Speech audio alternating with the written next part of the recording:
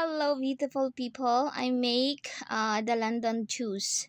No, isang ano to, parang I think puro yung ginawa ko, no. Puro siya, purong the London juice ito, parang 15 piraso. Tapos nilagay ko diyan. Gusto ko kasi medyo strong at saka medyo maasim-asim. Tapos nilagyan ko lang siya ng tube ice. Then lagyan ko ng a little bit of sugar.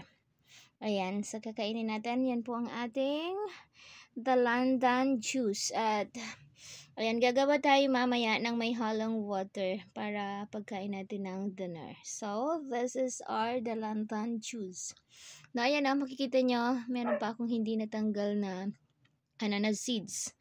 So, that's it guys. Thank you very much for watching. Thanks, bye! Ingat po kayo. God bless us all.